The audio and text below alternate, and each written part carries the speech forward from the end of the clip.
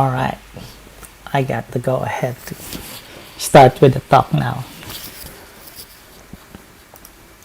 So good evening, everyone. I think we are good to start now. And thank you for joining us tonight. I'd like to begin this event by acknowledging the traditional owners of the land on which each of us are located tonight. I am presenting from east of Melbourne, so I am on Wurundjeri country, and I would also like to pay my respects to elders past, present, and emerging. The presentation tonight aims to introduce the concept of ecological monitoring and discuss types and examples of monitoring programs with the general aim of highlighting their importance, especially in relation to successful restoration projects. This talk also aims to introduce relevant ecological concepts in a non-technical way, in the hopes that more people will have a better appreciation of these concepts without having to navigate technical jargon. The informal talk will run for about 30 minutes with time for Q&A at the end. I would like to acknowledge the Yarra River Keeper Association for organizing this event, Landcare Australia for providing support to Yarra River Keepers, to my employer, Acacia Environmental Management, for subsidizing my time in preparing this presentation.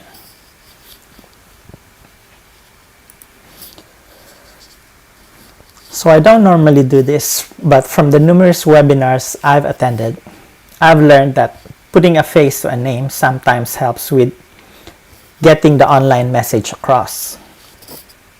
So here's me before and during COVID lockdown.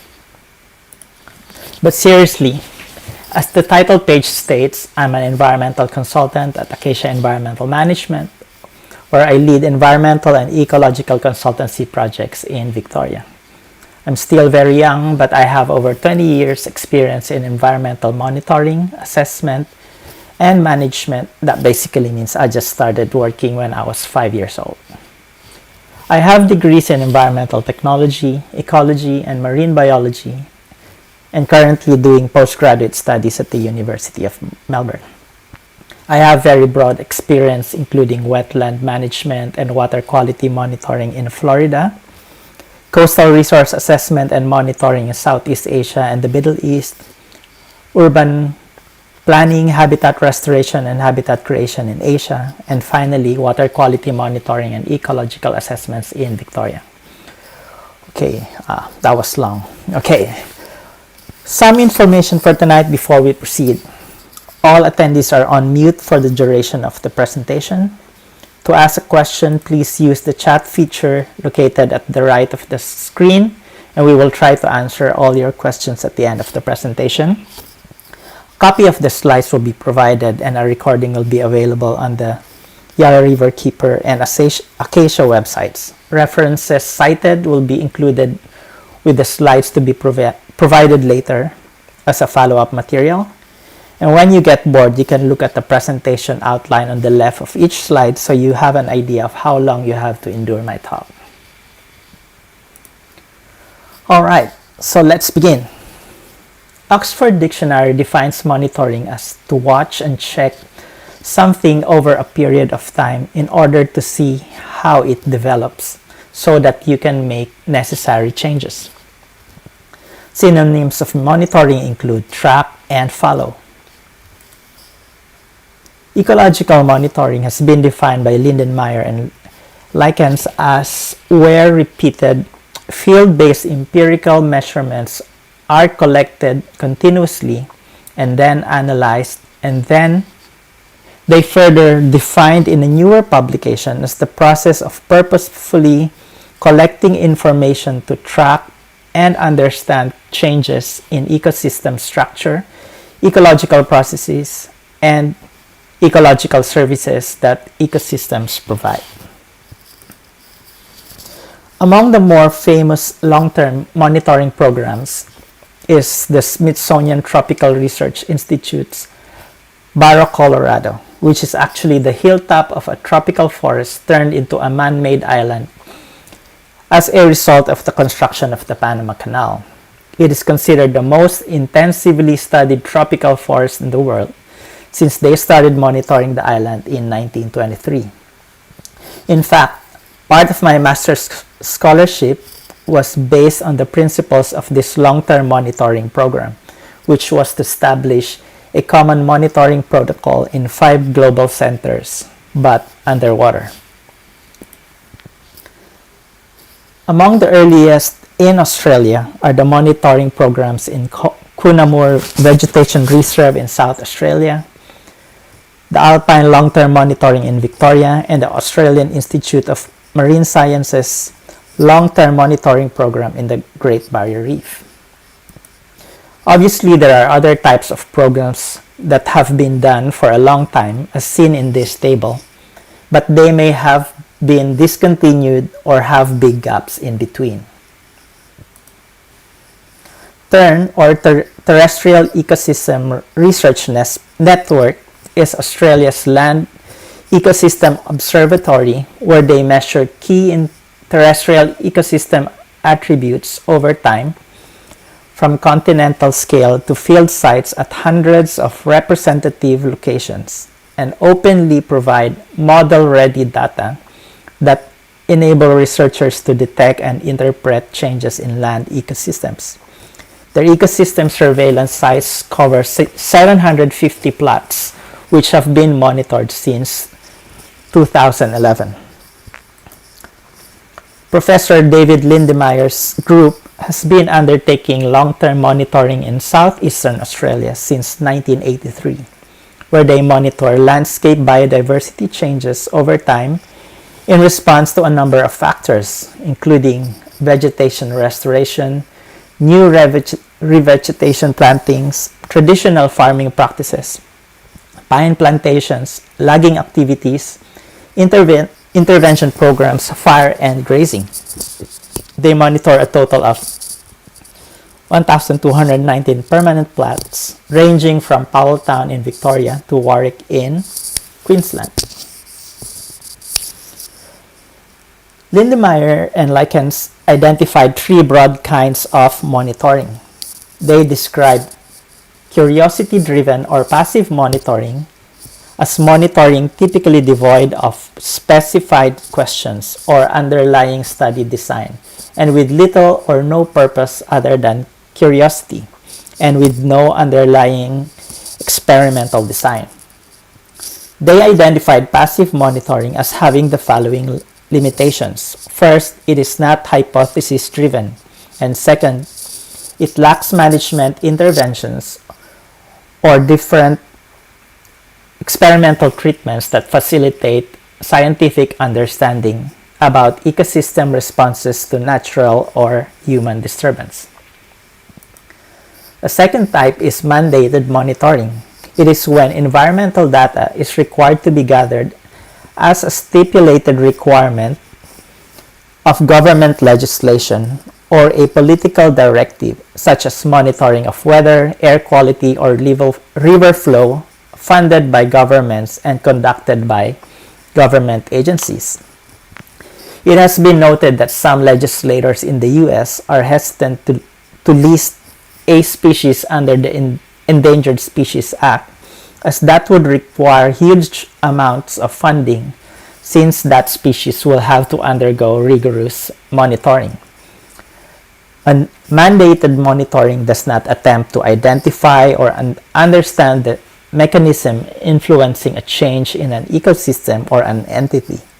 Rather, the focus is usually to identify trends. Is it getting better? Is the environmental condition getting worse? And data from mandated monitoring programs is often used in the state of environment reports. Next is question-driven monitoring. It is guided by a conceptual model and by a rigorous study design. The use of a conceptual model will typically result in a priori predictions that then can be tested as part of the monitoring program. Often, such learning is informed by strongly contrasting management interventions. And yes, that's me in the photo doing underwater monitoring in my past life. Alright, for question-driven monitoring, this has been further broken down by Hutto and Bellotti into 4 types. These are surveillance. Surveillance monitoring is designed to uncover change in target variables over space and time. Implementation monitoring is designed to record whether management actions were applied as prescribed. Effectiveness monitoring is designed to evaluate whether a given management action was effective in meeting a stated management objective. And ecological effects monitoring is designed to uncover unintended ecological consequences of management actions. The authors added that public land management agencies have focused heavily on implementation and effectiveness monitoring, and very little on the more ecologically oriented surveillance and ecological effects monitoring. Burns and her colleagues in the Long-Term Ecological Research Network identified the following characteristics of effective monitoring. First, the monitoring program should be fit for purpose. We will discuss this further in the next slide. Next, early and periodic examination of data is needed to identify errors or inefficiencies in data collection or storage and can result in important discoveries and stimulate new research and management questions. Third, the monitoring program needs to have effective data management. Data-related risks include data loss or corruption, technological obsolescence, breaches of privacy or copyright, and unintended errors or misuse due to user misunderstandings about data attributes. Ecological monitoring can generate large amounts of data, so the careful storage and curation of datasets is critical. Data management should involve creating a data management plan, developing methods to keep data safe, ensuring that all relevant data are collected, including field protocols, and making data understandable and available to others. And characteristic number 4 is the communication of lessons learned and outcomes generated. They strongly suggest that the results of ecological monitoring must be published in scientific peer-reviewed literature.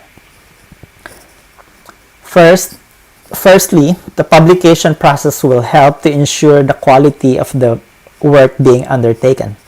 Secondly, publication is essential to inform the public, funders, and resource managers about the scientific credibility and quality of the monitoring. Journal publications will particularly increase the visibility of a project within the scientific community. This, in turn, is essential to convince funders that investments are appropriate and should be maintained. However, the authors also acknowledge the need to publish monitoring outcomes for non-academic or non-technical audiences. This image is a time series of Prairie Valley grassland plots taken in 1947, 1992, and 2017 from the Victorian Alpine Plot Network. There's no denying that this is an amazing feat, but this photo monitoring data is not enough. It has to be accompanied by a species list, density or cover data, and other parameters, as well as other environmental variables. And indeed, the national standards for the practice of ecological restoration in Australia states that a minimum standard of monitoring for small volunteer projects is the use of photo points along with species lists and condition descriptions.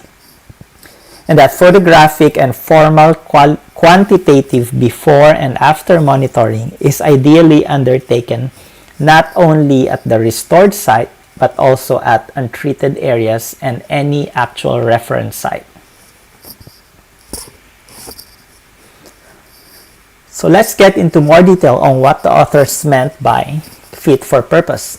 Fit for purpose means that the monitoring design ensures that the study is based on sound statistical principles, uses a conceptual model, poses appropriate questions, selects appropriate entities to measure, selects appropriate data collection procedures, and modifies the program to suit the scale.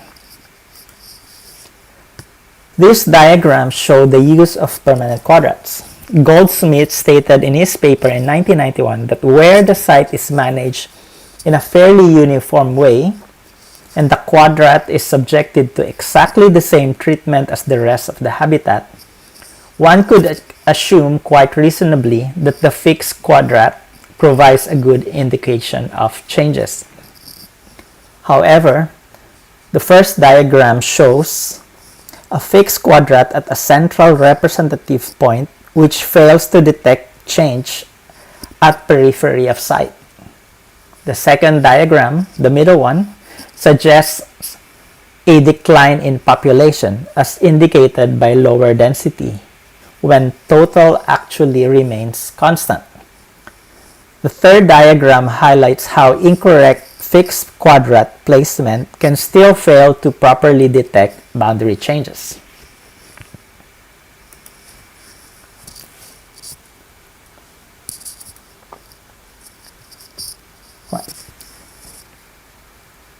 Credible ecological monitoring needs to properly define the ecosystem of interest on how the system works. Conceptual models are a good way of doing this, and conceptual models are important precursors to the development of a monitoring plan. Evaluating ecosystem linkages helps to define the right things to measure and may help in explaining the source of the ecological change being measured. Models help to justify and explain why a particular resource or species is important to measure. The resulting model can then be a focal point for discussions among project partners, scientists, managers, and policymakers about how the system will be studied and why. It should be highlighted, however, that simple restoration projects do not necessarily have to have detailed or intricate conceptual models, such as this one that we use for coral reef research, or this broad-scale catchment to reef conceptual model by Lewis in his presentation at the Riverfest. Your conceptual model can be as simple as this one, where the project wanted to measure ecosystem restoration effectiveness using amphibian communities. In essence, the model shows that through monitoring, they do not expect a change in species abundance, but there will be species substitution within 5 years and potentially only notice increase in species richness in 15 years. With this hypothesis, then you can design your monitoring plan to capture the data that will allow you to answer these questions. This conceptual model of broadleaf riparian forest succession following forest restoration, the model basically shows that what is expected to happen in 25, 50, and 100 years' time. Knowing what changes will occur and when will help you design your monitoring program properly, i.e., monitoring for a change to happen where it shouldn't yet, and then you declare your restoration project a failure because of that. So what is the importance of ecological monitoring? The Society for Ecological Restoration states that monitoring the responses of an ecosystem to restoration actions is essential to, first, identify whether the actions are working or need to be modified, i.e., adaptive management. The most direct and critical form of monitoring for adaptive management is routinely inspecting the site to identify whether restoration actions are working or need to be modified. Such monitoring is undertaken to identify any need for a rapid response and to ensure appropriate treatments can be scheduled before problems become entrenched. Second, provide evidence to stakeholders that specific goals are being achieved according to plan. They added that the minimum formal monitoring required for adaptive management is to maintain a photo monitoring record of the site being treated using a fixed photo point. And third, answer specific questions to evaluate particular treatments or which organisms or processes are returning to the ecosystem. Monitoring can be used to answer questions, but only if the data collected are well matched to the particular question and an appropriate experimental design is employed. Further, Lindemeyer and his colleagues stated in their article 10 Lessons in 20 Years, Insights from Monitoring Fauna and Temperate Woodland Revegetation, that monitoring is a fundamentally important part of any rational and scientifically valid approach to manage natural resources, and identified Lesson 8 as monitoring is crucial. They stated that without monitoring, policy making and management will be largely devoid of evidence and unable to demonstrate return on environmental investment by funding agencies. They added that it is striking infrequently that monitoring is performed and how even less frequently it is performed well. It is usually the last activity funded, the first activity cut, and is widely regarded by many politicians and policymakers as being a superfluous academic pursuit of limited practical value. Yet, these same politicians and policymakers are quick to bemoan the lack of evidence to support the effectiveness of large-scale initiatives. They even supported their claim with the fact that assessments by the Australian National Audit Office and other independent reviews have repeatedly found that major programs associated with river restoration, landscape restoration, action to tackle secondary salinity, and agri-environment schemes have almost all, with very few exceptions, been characterized by a lack of rigorous monitoring to assess their effectiveness.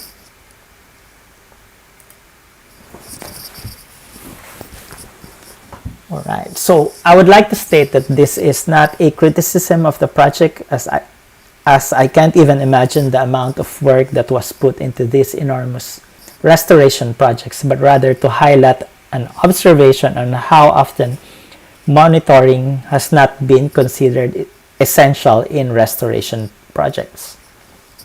For example, this 13-year restoration project clearly stated that the project did not have a monitoring plan. You can also notice in the outcome statement the line seems to have substantially benefited. The project was probably successful and contributed big time to the conservation of the gray-crowned babbler, but does not have empirical data to show their success. The long-term management component of this project stated that informal monitoring is conducted, and formal monitoring has also been undertaken for the project in more recent years. In fact, a search of Australian restoration projects in the SER site revealed that all but one, the restoration in a global biodiversity hotspot in Western Australia, has a monitoring plan. All other 5 restoration projects do not have a monitoring plan. Alright, so let's get technical and unpack some relevant ecological concepts and simplify this for you so you can brag to your friends about this ecological jargon. First, let's start with the word species. What I wanted to point out here is that species is both plural and singular. The word specie, the one without the S, refers to money in the form of a coin. My postgraduate advisor used to say, if you learn one thing from my lecture today, is that species, as in biological species, always comes with an S at the end, and if I have accomplished that today, I would die a happy man. So let's start with environmental monitoring. In a broad sense, ecological monitoring is a form of environmental monitoring. However, environmental monitoring was somewhat differentiated and more specifically refers to the measurement of abiotic parameters to characterize the quality of the environment. That is, air, water, soil, temperature, rainfall, and typically associated with impact assessments. But if you recall, in the previous sections, we talked about associating your biological observations with physical and other parameters. Otherwise, you have no way of explaining the differences you observe. Next, BACI. BACI, or before-after impact control design or sampling, is used to identify environmental impacts. In our case, this can apply to identifying the impact of our management intervention, which is the restoration works we implemented, by showing what would happen to a similar ecosystem without intervention. It can be something like differences in habitat quality between areas that had deer or rabbit exclusion fencing, or differences in survival between caged and uncaged translocated orchids in the wild. BACI emphasizes the importance of a control or reference site to fully understand the impact of your intervention on the restoration site. It is therefore very important to ensure that the two sets of monitoring sites have similar characters and that there is no hint that the intervention you applied to the impact site has also affected the control site.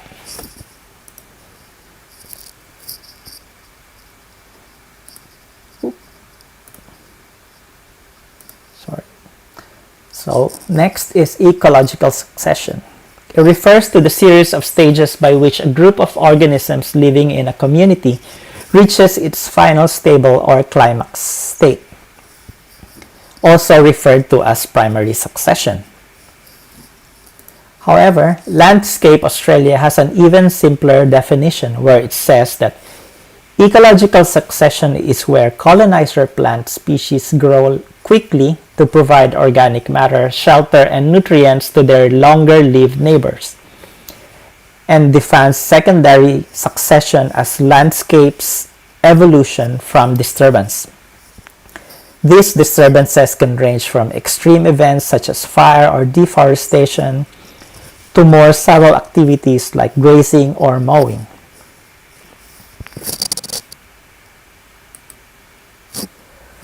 One case study from 1991 in the Long Hollow heathland in Beaumaris, Victoria, was a small area of remnant vegetation surrounded by housing, where the original ecological vegetation class was coastal heathland. But in the absence of fire, it had become a monoculture of coastal tea trees, or Leptospermum laevicatum. Firebugs lit a fire and the result was astounding. The vegetation changed from 1 to 3 species per square meter and to 15 to 20 species, some of which had been locally extinct since the 1930s. Another application of ecological succession was a study by Webb and Erskine on the survival, growth, and regeneration rates of a series of trial riparian vegetation plantings on in-channel benches in the Hunter Valley. The study showed that all of the acacia species planted with the possible exception of Cuba wattle at sites 5 and 6, exhibited very low survival rates. These rates are significantly lower than those recorded in their previous study, indicating that these species are short-lived pioneer colonizers of riparian zones. They however, suggested that they should still be planted as they form a vital component on vegetation succession, being able to fix nitrogen into the soil to the benefit of other planted and regenerating species. Next, edge effects. They refer to changes in population or community structures that occur at the boundary of two habitats. And some ecologists associate this with ecotone, or the zone of transition along edges of two adjacent habitats, which is shown as being more diverse since it caters to species from both habitats. But edge effects also mean the effect of an abrupt transition between two quite different adjoining ecological communities on the numbers and kinds of organisms in the marginal habitat. The diagram on the right shows that the contrasting open corridor created by, for example, the road or utility easement will affect the quality of the edges of the adjoining habitats.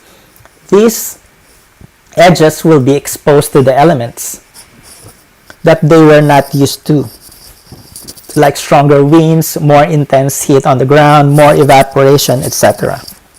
Therefore, changes to organism or habitat quality will be evident in these areas. As such, monitoring programs should take this into account in their sampling design, as it can potentially give you false indication that the restoration project has failed when in fact you have chosen a non-representative area of your project.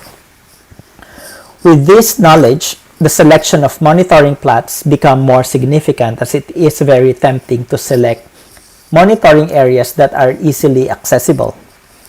For example, I have worked on a monitoring program for mangrove restoration project, wherein we were dropped by a boat near a remote island, and we have to swim ashore in our wetsuit with survey gear in waterproof bags, come out of the water and put on wasp net protection around our heads, and walk into the middle of a mangrove forest.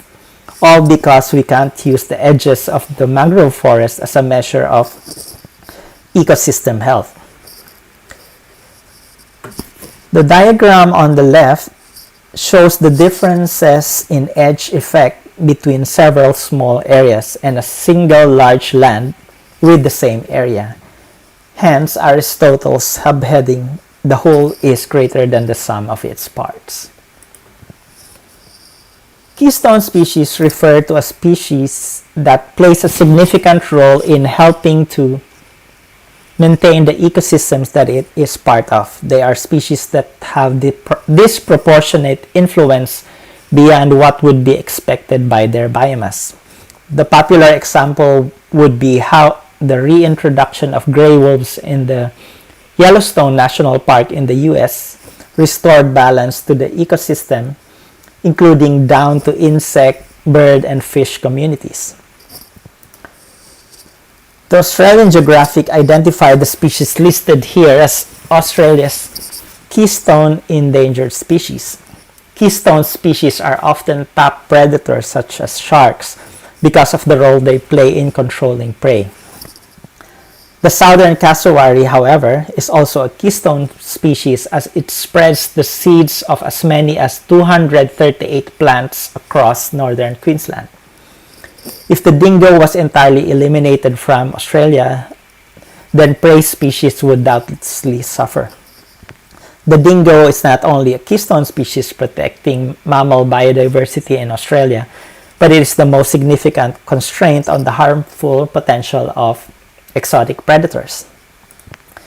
The article on the right shows a chain reaction wherein the absence of top predators like dingoes allowed the proliferation of feral foxes and cats on bilbies, which then led to the uncontrolled population of scorpions. So we may actually need more dingoes and wedge-tailed eagles around to help restore balance. Indicator species, on the other hand, is a species which is very sensitive to particular changes in the environment and can show that environmental changes are taking place. For example, blue hydrangeas.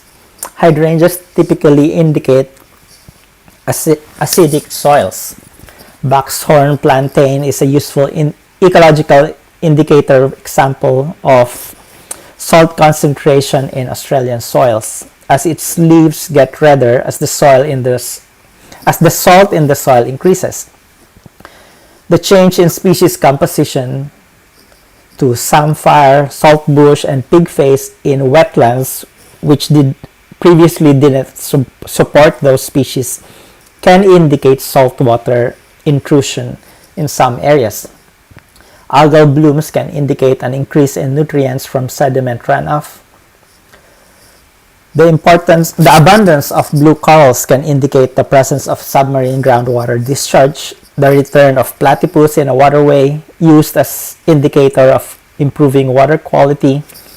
The occurrence of estuary stingray, an indicator of elevated species richness, good water quality, and more natural vegetation. The concept is important, given they can be used as a surrogate or proxy species to monitor if you don't have the time and resources to monitor all the taxa in the project. Caution should be taken though, ensuring that there is scientific data that supports your choice of an indicator species.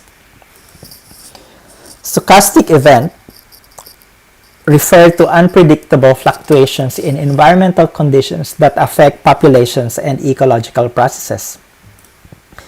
In the realm of insurance, an act of God colloquially refers to any event that occurs outside of human control and that can't be predicted or prevented. The term is roughly analogous to a natural disaster.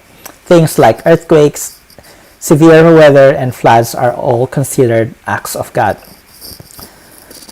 These include, for example, recent events such as the 2020 Australian bushfire and the Queensland flooding events. Sometimes things happen beyond your control. Sometimes your long-term monitoring will be ruined by a stochastic event. Sometimes you have the opportunity to adjust your monitoring plan. Sometimes, instead of documenting the ecological succession that happens in a pristine forest, you just have to shift your study to monitoring the response of a badly burned forest instead. Next, we'll talk about citizen science. So what is citizen science? It refers to scientific research carried out by amateurs, typically involving large-scale data collection. However, I think a better definition would be research and observation carried out by non-professional individuals, teams, or networks of volunteers, often in partnership with professional scientists. Most of us would have heard of iNaturalist. Then you have the Victorian Biodiversity Atlas, which has a similar one which the public can contribute to through their website VBA Go.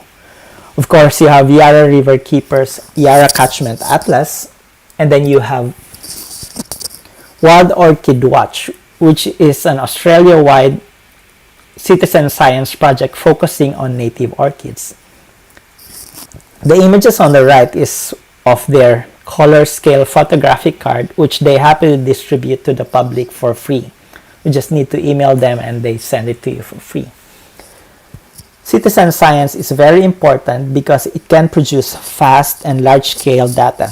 The involvement of ordinary people allows research bodies to accomplish projects that would be far too expensive or time-consuming to run otherwise.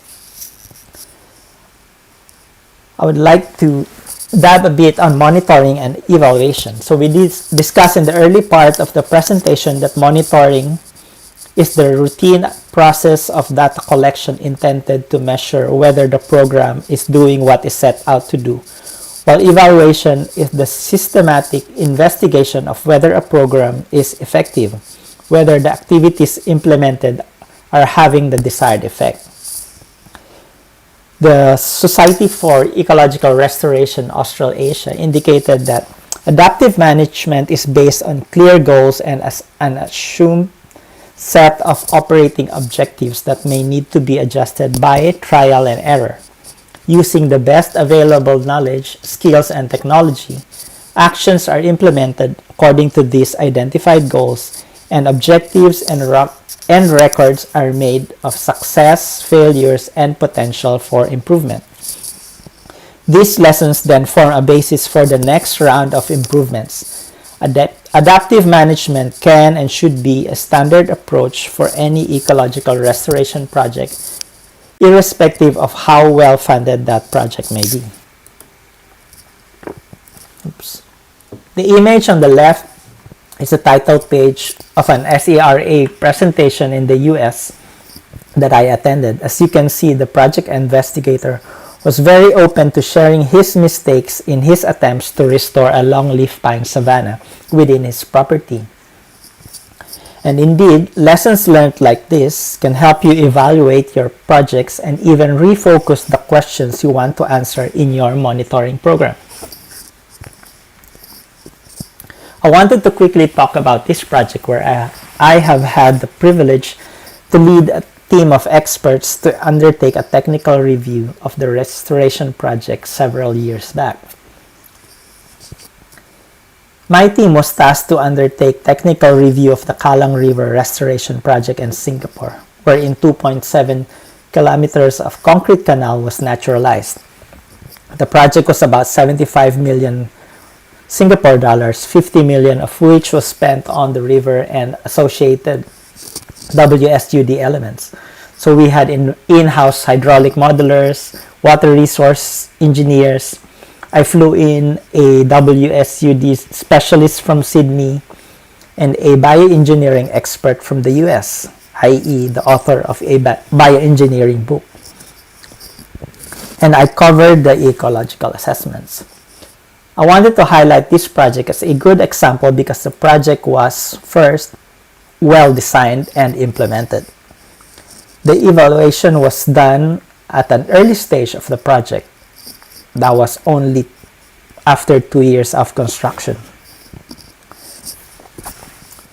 And then there was ongoing monitoring data for flora, fauna, water quality, water levels, rainfall, etc., you name it.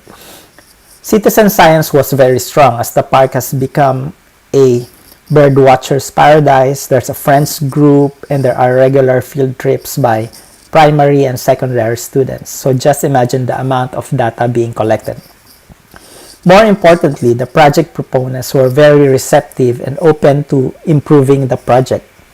The client literally told me on the first day of the project, "Tell me what's wrong with our $50 million restoration project," which showed the openness of the project to external evaluation and rectification works even in the early stages. I think restoration projects can benefit more from accepting the fact that monitoring and evaluation is a standard part of a project, and the earlier you evaluate your project, the earlier and easier it is for you to address issues, including a change in your monitoring protocol, especially if your monitoring program is not statistically robust or does not answer the questions you are asking, i.e. not fit for purpose. As a way of closing, I wanted to summarize the takeaway message for this presentation. So we talked about the types of monitoring and highlighted the importance of question-driven monitoring, including the characteristics of a successful monitoring program, and then detailed the importance of conceptual models and appropriate data collection methods. We also talked about the importance of citizen science as well as the importance of monitoring and evaluation in relation to restoration projects. And we also went through some ecological concepts as they apply to monitoring restoration projects. Before we end, the organizers would like to acknowledge the contribution and support of the following supporters. And that ends the presentation, and we still have time for some Q&A. And if we don't get to answer all your questions, we will endeavor to respond to them in the follow-up material to be sent out to all attendees, including a copy of the slides tonight. Thank you.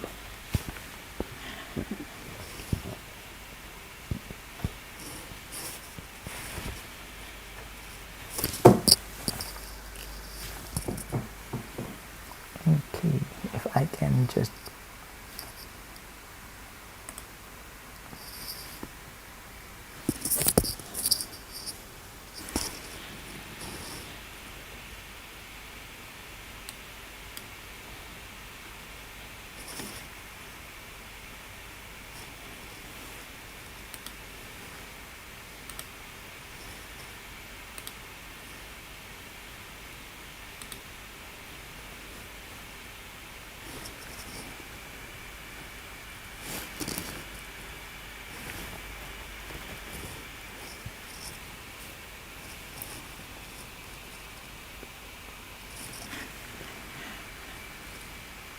I can't seem to see the questions.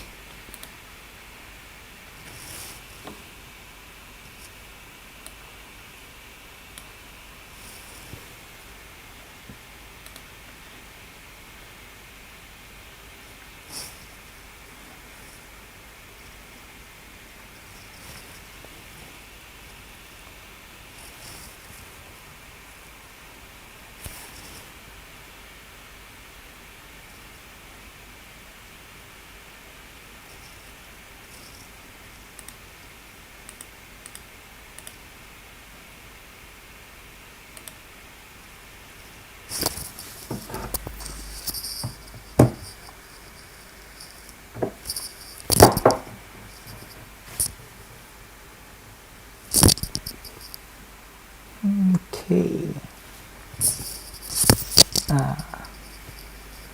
Maybe I'll look at a different window so I can see the questions.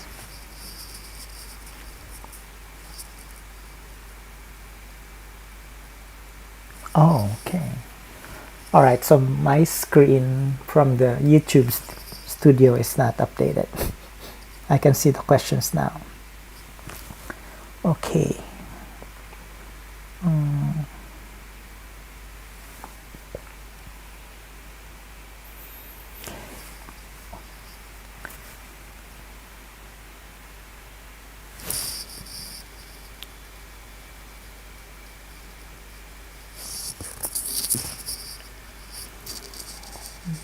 Okay, hold on.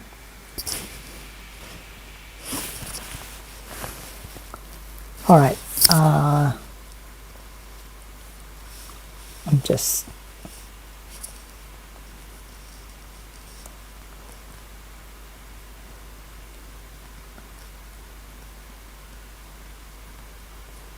okay. I'll start. Yeah. Sorry, the questions just keep moving, so I need to track. If you have to choose between monitoring fauna or flora, what could be better to prioritize? Obviously better if both, but if you have to choose, I think flora would be the best one between the two. In terms of what they represent in terms of the existing condition and the potential that they can support. The potential fauna that they can support. Sorry. What's next?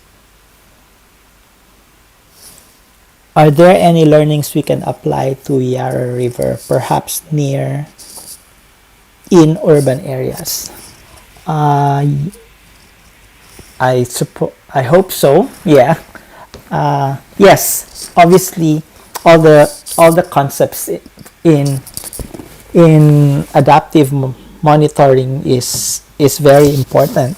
And yeah, we just need to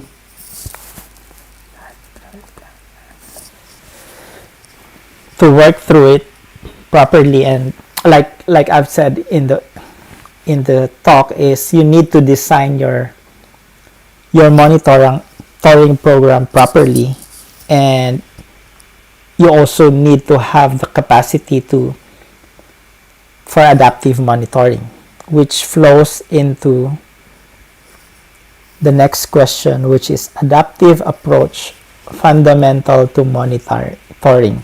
Does this happen in reality? Yes, I think that's a good point. It's not necessary. It doesn't necessarily happen in most cases, especially with conservation restoration programs that are limited in budget, or run by volunteers, for example. It usually is taken into consideration when you have large scale, well funded. For example, when I've worked with GEF, World Bank type of projects, the funding to be able to accommodate changes in monitoring, changes in methods is there. But yes, I do acknowledge that it can be difficult to small projects, or even for limited projects, limited funding of projects. Next is, how do you suggest we could get more project designers awake to the importance of this?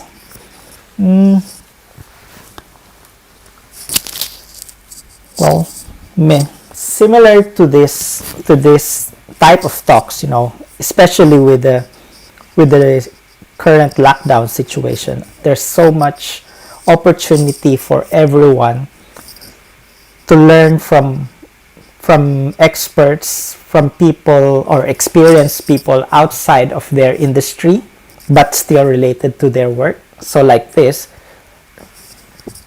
I know we have engineers listening here because it involves some kind of ecological work in their area, So as simple as this, making them aware that that's what they meant by we need to look at this, we need to monitor this.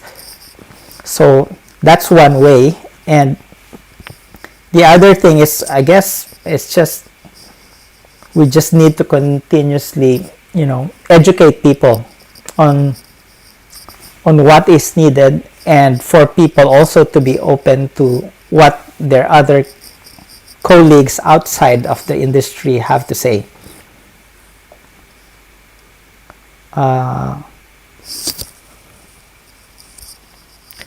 Next was, you gave some examples of poor and non-existent monitoring. Have you got some from Victoria of good monitoring programs that are publicly available? Hold on, it should be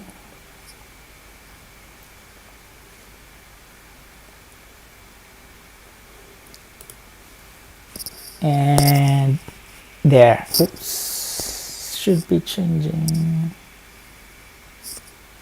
The slide should be changing now, but basically I'm pointing at, it says long-term monitoring, if that's the slide that comes up now.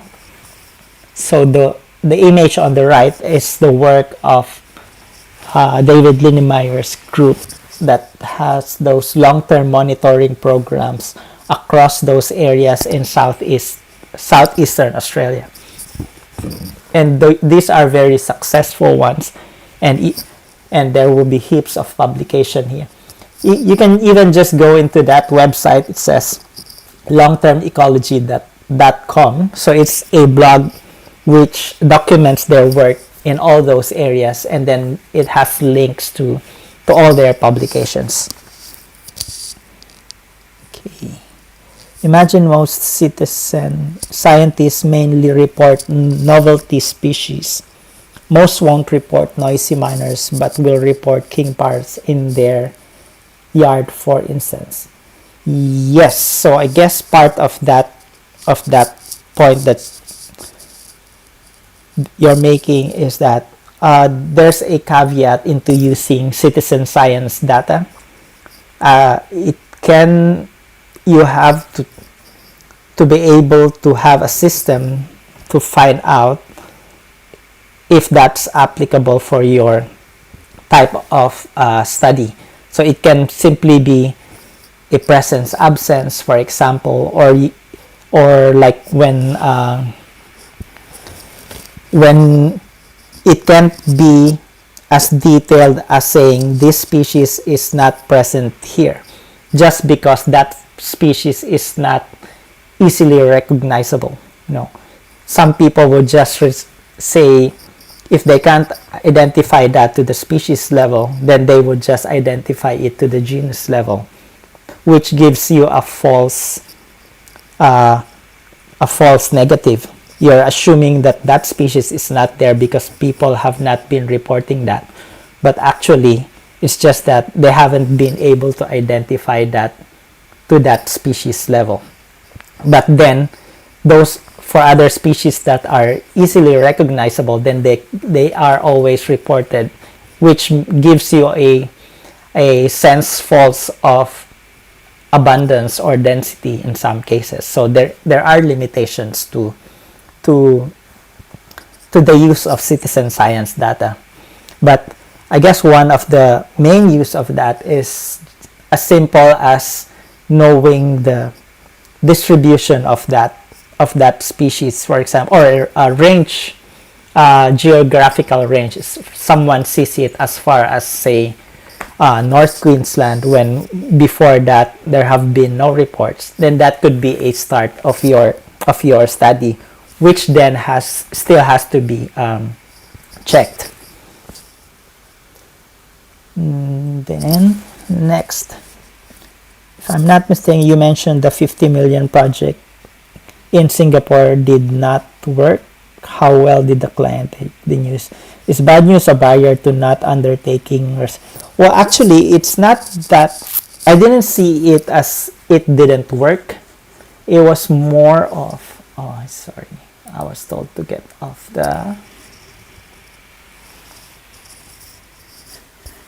to turn off the window, and so that it doesn't keep moving. Okay. So I didn't find that one as a failure, but it did have some aspects that didn't work. Okay, or required revegetation, required rectification. Sorry. So, how well did the client take the news? I think they were, like I've said in that slide, is that they were very open. It's like, what's wrong with my project? It's more of how can we improve the project. It's like, I think we did an awesome job, but I think there's still more that we can do. It's more of something like that. And relatedly, could have been too early to tell after 2 years. I guess it might depend on what is considered a success. I guess one of the point I'm trying to make in terms of evaluation as well as early evaluation is that it allows you to have time to address the issues at a very early stage. For example, if we had not seen the errors or what had gone wrong with the bioengineering projects, soil bioengineering projects, then a lot of the riverbanks would have collapsed. So knowing early on that, we're having issues here, we have, say, the rocks, the boulders that we've put on this side are too big and it's deflecting the water to the other side, causing erosion on this one, and that's why it's not going as planned, something like that. Then they would have time to address that at an early stage instead of coming in 5 years later saying, oh, we've damaged a big section of the river because of the water that's being deflected on this, whereas we could have addressed that at an early stage. How does that affect that going into the future? Oh, I think this one is related to the citizen science.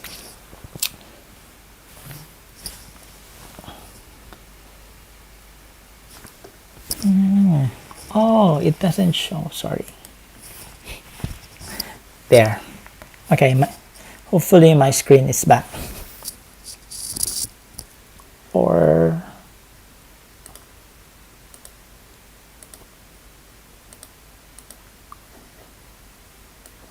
oh, okay, sorry. They wanted me.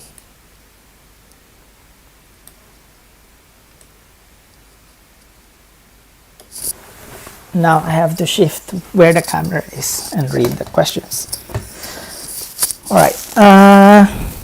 Do you think that the reason monitoring is not conducted for many projects is because of the lack of funding? If that's the case, what do you suggest to increase long-term monitoring? Oh, yes, definitely. It's, restoration projects are not cheap, obviously. And it's even more expensive to do it properly. As I think there's a big issue with people not recognizing the importance of restoration, obviously. Then when you get the chance to work on a project to restore an ecosystem, and then your project would be very limited. But if you already have that, in your program, like this is how much the project will work, and then 5% of this goes to planning, 60% goes to implementation, 20% goes to monitoring and all that. So that's really important. Like for example, for my master's scholarship with Global Environment Facility / World Bank, funding for our projects included training us to communicate our research after we've done that. It's like we need to come up with publications. How do you write publication? How do you talk popular science? We even had like a week of workshop teaching us how to talk to the public, So things like that. You need to have some form of allocation in your project. So that's why for some people, when they say donate money for NGOs, they would ask how much of this actually goes into the work, and then you just really have to be honest with them that 60% of that goes into planting, 20% of that goes to paying the staff, and 20% goes to monitoring. So you just need to allocate that in your project, which was what David Lindemeyer was saying before, is that it's the first one that gets cut off, but then at the end during evaluation time, they're saying, oh, but you don't have data to prove that your project is working.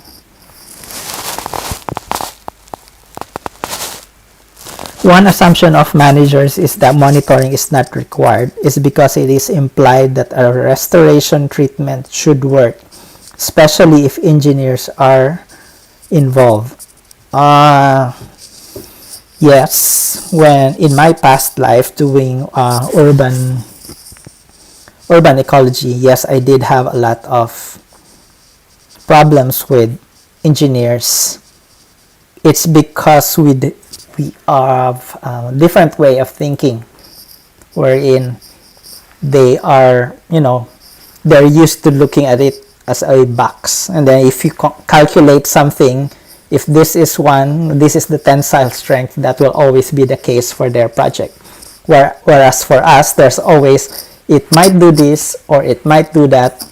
We just don't know. That's why we need to find out. That's why we need to monitor to make sure that what we planned is what happens. So yes, there is a lot of that in the past, but I think that's changing.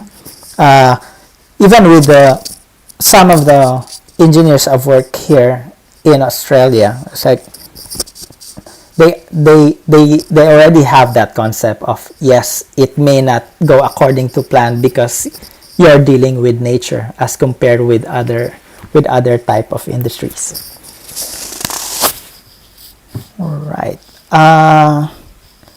So I think we've gone over time, and if there are any more questions, we'll try to respond to that in the follow-up material, which will have the slides and the literature cited in the presentation.